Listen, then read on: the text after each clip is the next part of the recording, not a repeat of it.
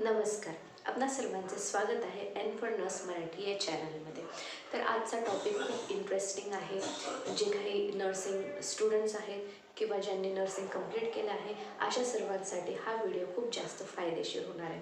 कारण आजच्या या व्हिडिओमध्ये मी तुम्हा सर्वांना सांगणार आहे की OET प्रिपरेशनसाठी इंग्लिश कशाप्रकारे इम्प्रूव्ह करायचं ते. तर OET ही एक्झाम जर तुम्हाला OETबद्दल माहीत नसेल तर माझ्या जुन्या व्हिडिओमध्ये तुम्ही चेक करू शकता OET नेमकी आहे काय. तर OET ही एक ऑक्युपेशनल इंग्लिश टेस्ट अशी एक टेस्ट आहे जी काय लँग्वेज टेस्ट आहे. तर या टेस्टमध्ये ते आपली लँग्वेज प्रोफिशियन्सी टेस्ट केली जाते. तर आता OETसाठी जी इंग्लिश आपल्याला लागते त्यामध्ये सर्वात पहिल्यांदा आणि सगळ्यात महत्त्वाचं जे आहे ते म्हणजे आहे इंग्लिश ग्रामर.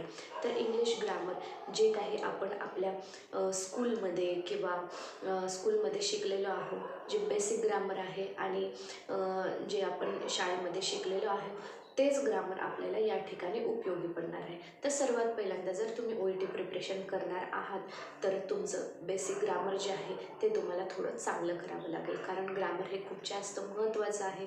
कारण OETमध्ये आपल्याला रायटिंग आणि स्पीकिंग ह्या दोन गोष्टींसाठी ग्रामर खूप जास्त गरजेचं असतं.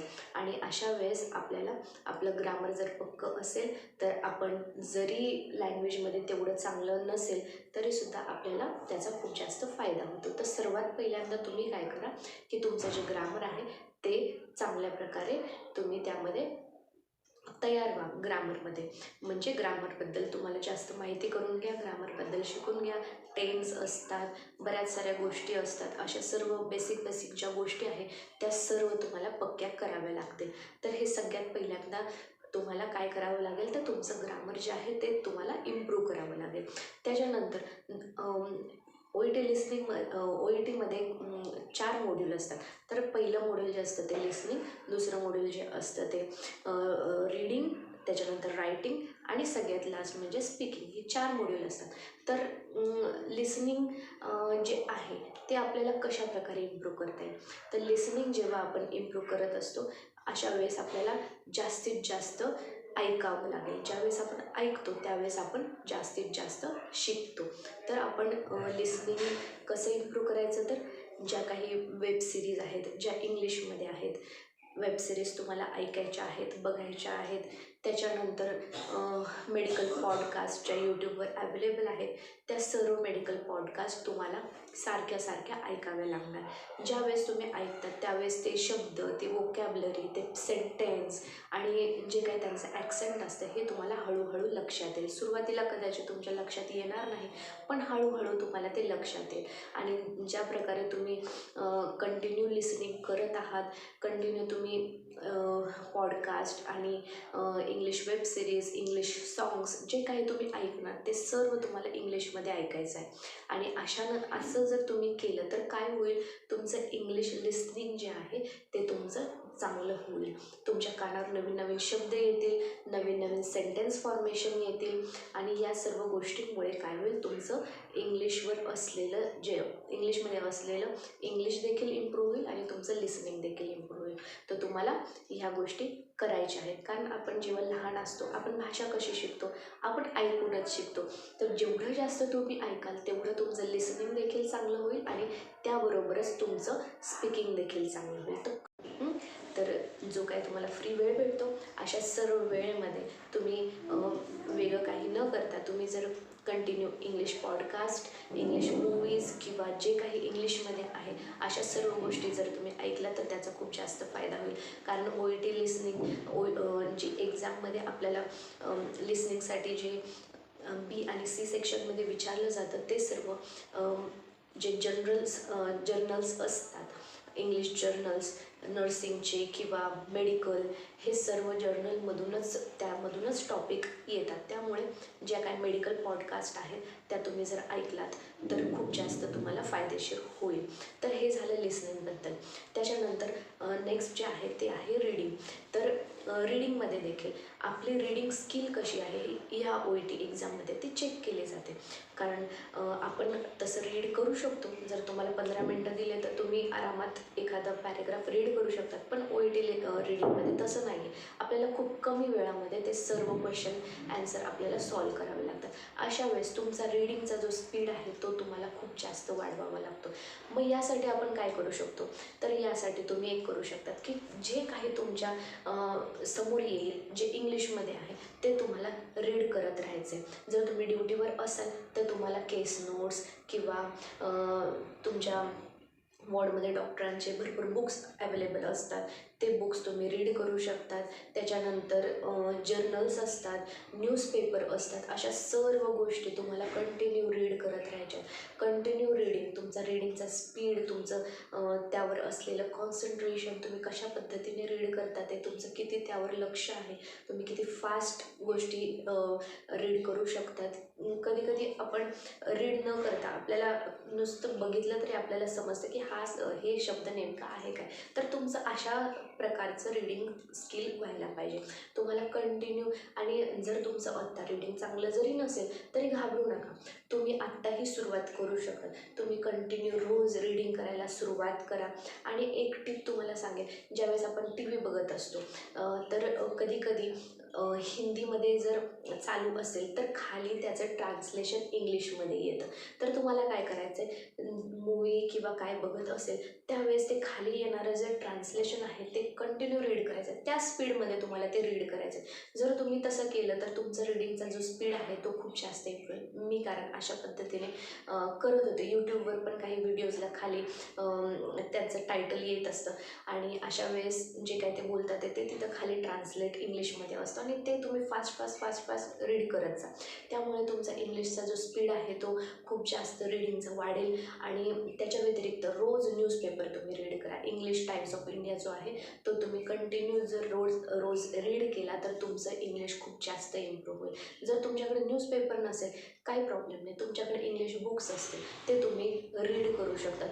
कोणतीही गोष्ट जी इंग्लिशमध्ये आहे ती तुम्हाला रीड करायची आहे. तुम्हाला व्यवस्थित रीड करून करून हळूहळू तुम्हाला सर्व गोष्टी समजायला लागतील. तुम्हाला सेंटेन्स फॉर्म्युलेशन कसं करायचं आहे ते रीड केल्यानंतर देखील तुम्हाला समजू शकेल. म्हणजेच तुमचं काय होईल, इंग्लिश अजून जास्त इम्प्रूव्ह होईल. तर रीडिंगमध्ये तुम्हाला काय करायचं आहे, जास्तीत जास्त तुम्हाला रीड करत राहायचं आहे.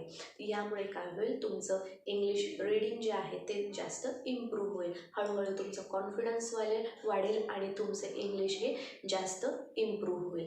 तर रीडिंगसाठी तुम्हाला ही गोष्ट करावी लागेल. आणि त्यानंतर नेक्स्ट जे आहे ते म्हणजे आहे रायटिंग. तर रायटिंगमध्ये आपल्याला काय करायचं आहे, तर OETमध्ये लेटर रायटिंग करायचं असतं. फॉर एक्झाम्पल आपल्याला रेफरल लेटर लिहावं लागतं किंवा डिस्चार्जसाठी लेटर लिहावं लागतं. अशा प्रकारचे वेगवेगळे लेटर्स असतात. तर ह्या लेटर रायटिंगमध्ये आपल्याला हळूहळू तुम्हाला समजेल कशा पद्धतीने लेटर लिहायचं. पण त्याआधी तुमचं ग्रामर, जे मी पहिल्यांदा तुम्हाला सांगितलं आहे, ते थोडंसं चांगलं असलं पाहिजे. तर ग्रामर चांगलं करा. सेंटेन्स फॉर्म्युलेशन कसे करायचे आहेत, कॉम्प्लेक्स सेंटेन्स कसे बनवायचे आहेत, या सर्व गोष्टी तुम्ही शिकून घ्या, ज्यामुळे तुम्हाला लेटर रायटिंगमध्ये त्याचा उपयोग होईल. कारण जर ग्रामर चांगलं नसेल, जर तुमचं सेंटेन्स फॉर्म्युलेशन चुकीचं असेल तर मग तुम्हाला लेटर रायटिंगमध्ये चांगले मार्क्स मिळू शकणार नाहीत, जरी तुमच्याकडे नॉलेज असेल तरीसुद्धा. त्यामुळे ग्रामर जे आहे ते तुम्हाला पक्कं करायचं आहे. तर लेटर रायटिंगसाठी म्हणजेच रायटिंगसाठी तुम्हाला तुमचं ग्रामर चांगलं असणं गरजेचं आहे. त्याबरोबरच तुमचं स्पेलिंग्सवर देखील तुम्हाला भर द्यायची आहे. ठीक आहे. तर हे झालं तुमचं रायटिंगसाठी. OETसाठी काय लागेल, तर ग्रामर तुमचं चांगलं लागेल आणि तुमचे स्पेलिंग्स वगैरे जे आहेत ते देखील तुम्हाला चांगल्या प्रकारे लिहिता आले पाहिजे. त्यानंतर लास्ट जे आहे ते म्हणजे आहे स्पीकिंगमध्ये आपल्याला OETमध्ये काय असतं, तर एक क्यू कार्ड दिलं जातं आणि एक म्हणजे नाट्य स्वरूपामध्ये एक संभाषण असतं जे नर्स आणि पेशंटमधलं, ते आपल्याला एक स्टोरी टाईप किंवा एक नाटक स्वरूपामध्ये तिथं परफॉर्म करायचं असतं. तर ती पुढची गोष्ट आहे. पण ते स्पीकिंग तुमचं चांगलं करण्यासाठी तुम्हाला काय करावं लागेल, तर जर तुम्ही मराठी मीडियममधून असाल किंवा हिंदी मीडियममधून असाल तर तुम्हाला असं वाटेल की मी तर इंग्लिशमध्ये कधी बोललेलो नाही किंवा बोललेली नाही, तर मी हे कसं करू शकेल. तर घाबरू नका. तुम्ही आत्ता जरी तुम्हाला इंग्लिश येत नसेल तरी तुम्ही आत्तासुद्धा तुमची इंग्लिश इम्प्रूव्ह करू शकता. तर ती कशी प्रकारे इम्प्रूव्ह करू शकतात, तर तुम्हाला जेवढं जास्त बोलता येईल तेवढं जास्त इंग्लिशमध्ये बोलण्याचा प्रयत्न करा. इंग्लिश स्पीकिंगचे जर तुम्ही क्लासेस लावले तर ते तेवढं फायद्याचं होणार नाही, कारण त्या ठिकाणी काय होईल, तुमचं ग्रामर होईल पक्कं, पण तिथं जर तुम्ही बोलतच नसाल एकमेकांशी किंवा इंग्लिशमध्ये तुम्ही कम्युनिकेटच करत नसाल तर मग त्या स्पीकिंग कोर्सचा काही उपयोग होणार नाही. पण त्याच्या व्यतिरिक्त जर तुम्ही तुमचं स्पीकिंग जे आहे ते त्याच्यावर फोकस करून जे लोक तुमच्या सराउंडिंगमध्ये आहेत जे इंग्लिश बोलतात अशा सर्वांशी तुम्ही इंग्लिशमध्ये बोललं पाहिजे. तुमचे फ्रेंड्स असू देत किंवा तुमचे सिनियर्स असू देत किंवा तुमचे कलिग्स असू देत, अशा सर्वांशी तुम्हाला इंग्लिशमध्ये कम्युनिकेट करायचं आहे. छोटी जरी गोष्ट असेल तरी ती इंग्लिशमध्ये बोलण्याचा प्रयत्न करायचा आहे. जर तुम्ही व्हॉट्सॲपवर मेसेजेस करत असाल तर मराठीमध्ये किंवा इतर भाषेमध्ये ते न करता ते तुम्हाला इंग्लिशमध्येच करायचे आहे. ज्यामुळे काय होईल, तुमचं सेंटेन्स फॉर्म्युलेशन चांगलं होईल, तुमचा कॉन्फिडन्स वाढेल. चुकलं जरी तरी घाबरू नका. चुकीतूनच माणूस शिकतं. त्यामुळं तुम्हाला हळूहळू त्यामध्ये इम्प्रूव्हमेंट होत जाईल आणि तुमचं इंग्लिश जे आहे ते चांगलं होईल. तर तुम्हाला कंटिन्यू हे लक्षात ठेवायचं आहे. तुम्हाला एकमेकांशी इंग्लिशमध्ये बोलायचं आहे. जर तुम्ही स्टुडंट असाल तर तुम्ही तुमच्या फ्रेंड्सला सांगा की आपण मिळून इंग्लिश इम्प्रूव्ह करूया. तर समोरचं तुमचा जो फ्रेंड आहे त्यांचं देखील इंग्लिश इम्प्रूव्ह होईल आणि तुमचं इंग्लिश देखील इम्प्रूव्ह होईल. तर तुम्हाला दोघांना देखील किंवा जे आणि ग्रुप असेल तुमचा, तर तुम्ही तुमच्यामध्ये कंपल्शन ठेवा की आपण इंग्लिशमध्येच बोलायचं, जेणेकरून तुमचं इंग्लिश एकमेकांशी बोलून बोलून तुमचं कम्युनिकेशन चांगलं होईल आणि इंग्लिश तुमचं इम्प्रूव्ह होईल. तर अशा पद्धतीने. आणि जर तुम्ही ॲज अ नर्स काम करत असाल तर तुमच्या सराउंडिंगला ड्युटीवर असताना भरपूर लोक असतात ज्यांना इंग्लिश येत असतं. भले ते डॉक्टर्स असतील, इंटर्न्स असतील किंवा तुमचे स्टाफ असतील इतर, अशा सर्वांशी तुम्हाला छोट्या छोट्या ह्याच्यातून हळूहळू इंग्लिश इम्प्रूव्ह करायचं आहे. त्यांच्याशी तुम्ही बोलायचं आहे, इंग्लिशमध्ये कम्युनिकेट करण्याचा प्रयत्न करायचा आहे. जर तुम्ही बोललात तरच तुमचं इंग्लिश इम्प्रूव्ह होईल आणि तुमचा कॉन्फिडन्स वाढेल. तर घाबरू नका, लाजू नका इंग्लिश बोलण्यासाठी, कारण तुम्हाला शिकायचं आहे.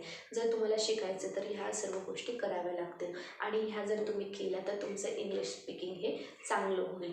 तर ह्या सर्व बेसिक गोष्टी आहेत ज्या तुम्ही जर केलं तर तुमचं इंग्लिश OETसाठी तुम्ही प्रिपेअर होतात आणि त्यानंतर मग OETचा अभ्यास सुरू होतो. जर हे तुम्ही बेसिक चांगलं पद्धतीने केलं असेल तर तुम्ही काही एक हरकत नाही की आता OETचं प्रिपरेशन करायला सुरुवात करू शकतात. तर तर सर्वांना मला एवढंच सांगू वाटेल की इंग्लिश ही एक फक्त लँग्वेज आहे. यामध्ये घाबरण्यासारखं काही नाही आणि तुम्हाला जरी मराठी मीडियममधून असाल तरी घाबरू नका. प्रयत्न केला तर सर्व काही शक्य आहे. तर प्रयत्न करत राहा. तुमचं इंग्लिश चांगलं इम्प्रूव्ह करा आणि OET एक्झामसाठी तयार व्हा.